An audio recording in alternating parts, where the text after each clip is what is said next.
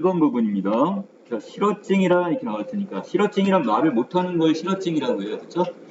자, 그래서 후천적인 뇌 손상으로 인해서 뇌가 손상이 되어서 언어의 표현과 이해 장애가 발생하는 아주 말을 아예 못하는 건 아닌데 뭔가 좀 어눌한 거나 아니면 어떤 문법적으로 잘 맞지 않는 이런 말을 사용하는 것도 실어증에 집어넣습니다. 자, 1865년 프랑스의 의사인 이 브로카는 좌뇌 뇌 왼쪽의 전두엽과 그다음에 측두엽 사이가 손상이 되어 나타나는 실어증을 발견했어요. 그는 이 부위를 뭐라고 자기 이름을 붙여서 브로카 영역이라고 이름을 붙이고 거기 손상이 되어 나타나는 증상을 바로 브로카 실어증이라 이렇게 이름을 붙여버렸습니다. 자, 브로카는 어느 부분에 왼쪽 뇌의 전두엽과 측두엽 사이의 손상으로 실어증이 발생한다 이렇게 주장을 했네요. 자, 이후에 이번엔 독일의 신경학자인 바로 이 베르니케라는 사람이 좌뇌 아까 왜 있던 브로카하고는 다른 부분에도 또 있다고 보네. 두정엽 아래가 손상이 되어 나타난 또 다른 실어증을 발견했는데 그 부분을 본인의 이름을 붙여가지고 뭐라고? 베르니케 실어증 이렇게 이름을 붙였어요. 이와 같은 실어증 환자들의 뇌 손상 부위와 증상을 연구하는 과정에서 인간의 언어 처리 과정에 대한 관심이 대두됐대. 대두되다 어떤 현상이 나타났는데 그와 관련된 이론이 점점 발전을 합니다. 최근 언어 처리 과정에 대한 이론은 뇌의 여러 영역들이 결합하여 언어를 처리하는 결합주의 이론이 지배적입니다. 그러니까 하나의 어떤 특정한 부위 때문에 일어나는 게 아니라 여러 부위에 문제가 발생해서 이게 복합적으로 해서 실어증이 발생한다 이렇게 보는 거예요 지금. 최초의 결합주의 이론은 베르니케가 주장한 베르니케 모형으로 그는 베르니케 영역과 브로카 영역 간의 긴밀한 정보 교류에 의해서 언어가 처리된다는 이론을 발표했는데 이후에 1885년 리시트하임은 베르니케 모형에 개념 중심부를 뭘 추가했다고요? 이 부분에다가 개념 중심부라는 개념을 여기다 하나 더 추가를 했대요. 그래서 베르니케 영역, 브로카 영역, 개념 중심부 이렇게 세 단계로 이렇게 결합해 언어가 처리된다는 리시트 하임 모형을 제시합니다. 기존에 있었던 두 개의 모형에다가 하나 뭐가 더 추가된 거야? 개념 중심부라는 이 부위가 하나 더 추가가 된 거죠. 그래서 리시트 하임 모형은 어떤 거냐? 베르니케 영역은 뭐를 담당하고요? 일종의 머릿속 사전으로 단어가 소리의 형태로 저장되어 있는 언어 중추. 단어가 소리의 형태로 저장되는 부분이 어디라고요? 베르니케 영역. 그 다음에 브로카 영역은 이 단어를 조합을 해서 문장이나 발화를 생성하는 언어 중추는 어디? 브로카 영역. 단어가 이렇게 저장되어 있는 것은 브로카고요. 그 단어들을 모아서 이것을 문장이나 말하기의 형태로 이렇게 생성하는 부분은 이 브로카 영역이라고 봤습니다. 그리고 또 하나였던 개념 중심부는 그 의미를 형성하거나 뭐하는 역할? 이것을 해석하는 언어적 중추가 되는 겁니다. 의미의 형성과 해석을 하는 부분은 개념 중심부구나. 개념, 의미 이렇게 해석하시면 되겠네요. 이 리시트하임 모형은 베르니케 영역, 브로카 영역, 개념 중심부를 꼭지점으로 하는 삼각형 모양으로 베르니케 영역에서 개념 중심부로 또 개념 중심부에서 브로카 영역으로는 일방향으로 정보가 이동하지만 브로카와 베르니케 영역과는 쌍방향으로 정보가 이동한다는 특징이 있어요. 이거를 제가 이렇게 삼각형 형태로 만들어놨어요. 베르니케 영역에서는 개념 중심부로 이렇게 일방향으로 전달이 돼요. 또 개념 중심부에서 브로카 영역 쪽으로도 일방향으로만 전달이 됩니다.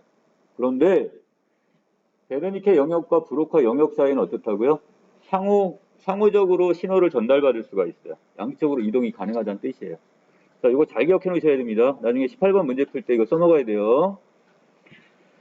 그 다음에 다음 단 리시트하임은 자신의 모형을 바탕으로 뇌에서 이루어지는 듣기와 말하기 과정을 다음과 같이 설명했는데 우선 듣기 과정은 뭘 사용하고요? 베르니케 영역에서 개념 중심부의 순서로 이루어진대요.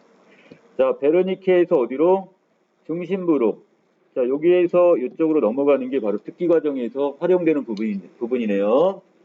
자, 그리고 즉 귀로 들어온 청각 자극이 베르니케 영역으로 송부가 되면 이 베르니케 영역은 자신이 저장하고 있는 단어 중에 청각 자극과 그 다음에 일치하는 단어를 찾아 개념 중심부로 이것을 송부를 해줘요. 전달을 해준단 말이야.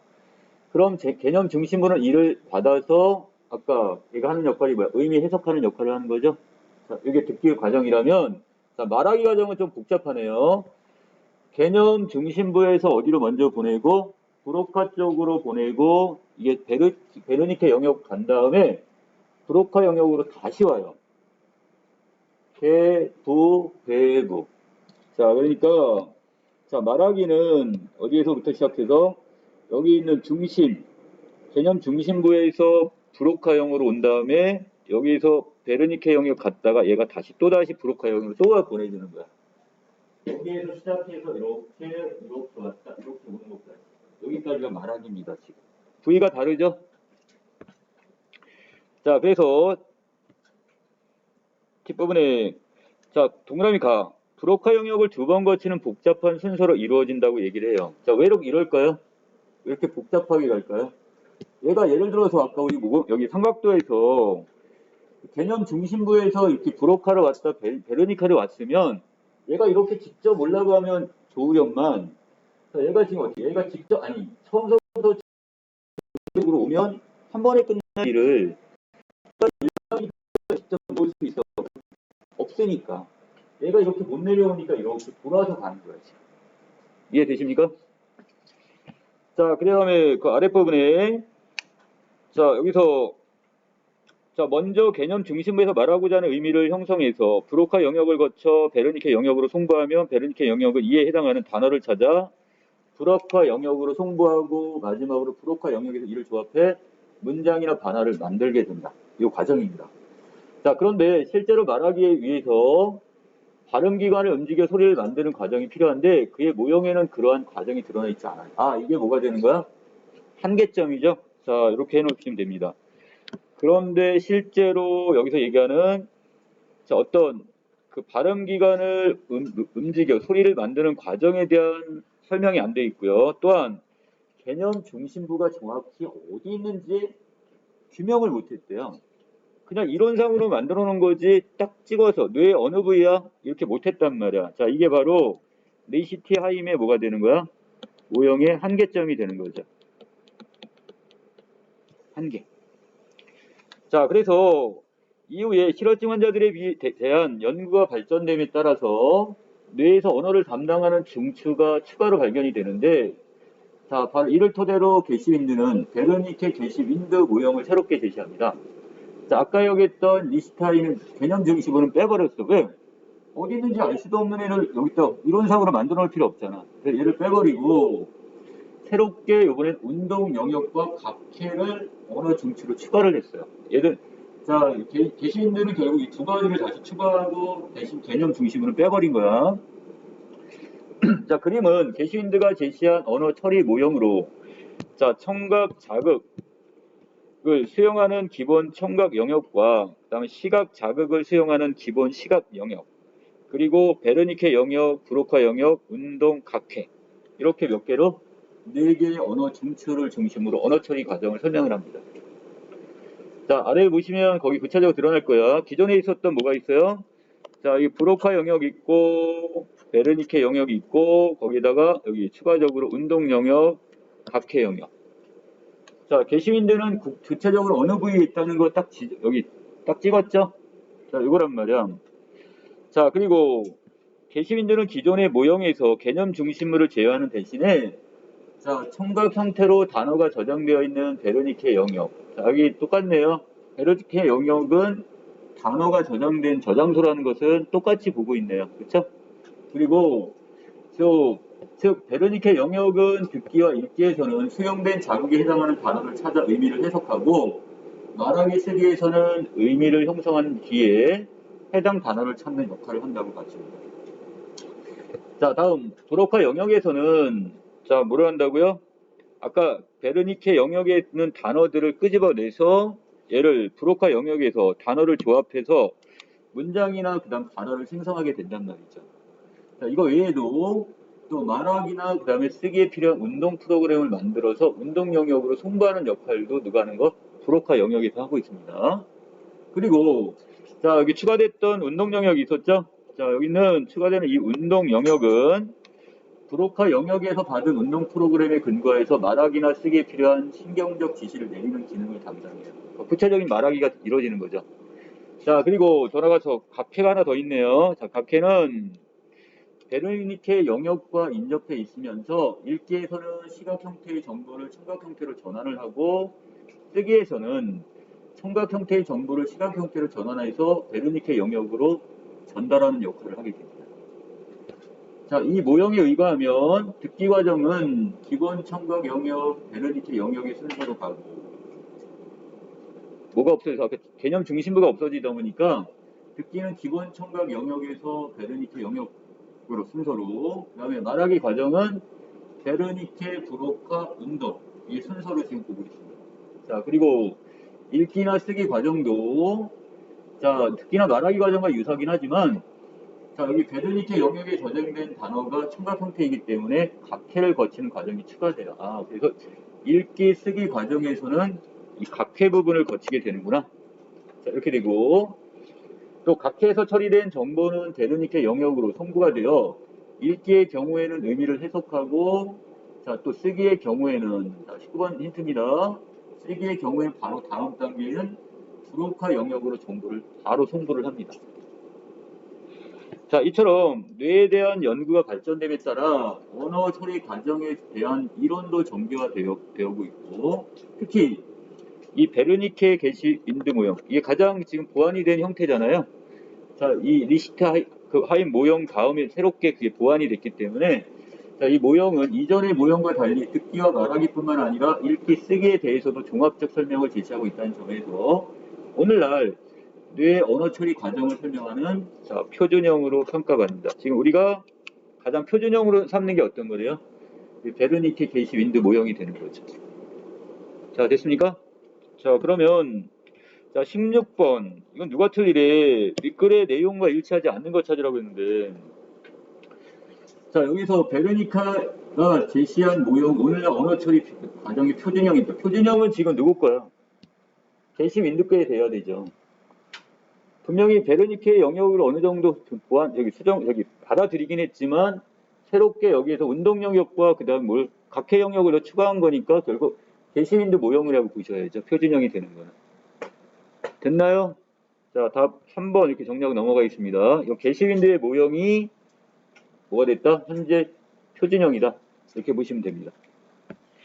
자, 17번 기업과 니은에 대한 설명이 맞는 것 찾으라고 했으니까 자, 결국 여기에서 단어와 소리는 결국 각각의 그 이론은 다르지만 리히트 하임 모형에서도 그렇고 그 다음에 니은이 뭐가 있었죠? 베르니케 게시 윈드 모형이죠? 자, 둘 다 어떤 역할을 한다고 했어요? 자, 결국 여기에서 베르니케 영역은 단어가 소리 형태로 저장되는 언어의 중추라고 했고 리히트 하임 모형에서 그 다음에 오른쪽에 보시면 똑같죠? 자, 여기에서도 마찬가지 뭐가? 자, 여기 있네요. 자, 그 그림 바로 밑에 줄에 보시면 청각 형태로 단어가 저장되어 있는 베르니케 영역이라고 했으니까 단어 저장소는 결국 베르니케 영역은 동일하게 되는 거죠. 자, 답은 그래서 자, 5번 이렇게 정리해놓고 넘어가겠습니다. 자, 18번에 동그라미 가의 이유를 추론한 내용이 적절한 걸 찾으래요. 자, 왜? 자, 이건 아까 직접 개념 중심부에서 베르니케 영역으로 직접 가면 좋으련만 얘는 지금 일방향으로 지금 송부가 돼서 어디에서 어느 쪽으로만 갈 수 있는 거야? 자, 베르니케에서 중심 개념부로만 가지 여기에서 이렇게 넘어올 수가 없는 거야. 그렇죠? 그러니까 이쪽으로 못 가고 옆으로 돌아서 올 수밖에 없는 거지. 이해되시나요? 자, 그래서 18번의 답은 자, 4번 이렇게 보고 넘어가겠습니다. 자, 19번에서는 지금 적절치 않은 건데 이건 여러분 다 맞은 것 같은데 어디라고 했어? 자, 쓰기 과정이라고 그랬죠? 자, 쓰기 과정에서는 지금 여기서 각해 이 정보가 지금 그 다음으로 바로 이건 어떻게 의미 해석을 안 하고 어떻게 한다고 해서 바로 다음 단계로 넘긴다고 했어요. 자, 그렇기 때문에 자, 여기서 의미 해석은 하진 않습니다. 각계선. 자, 답 3번. 자, 마지막 20번에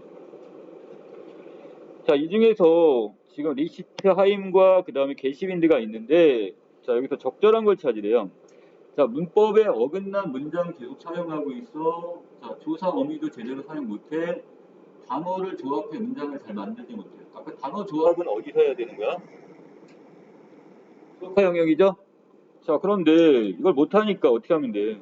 아, 모두 브로카 영역에 문제가 있다고, 손상이 됐다고 판단을 하겠죠. 됐습니까? 자, 여기 그 다음에 21번에서 아까 얘기했던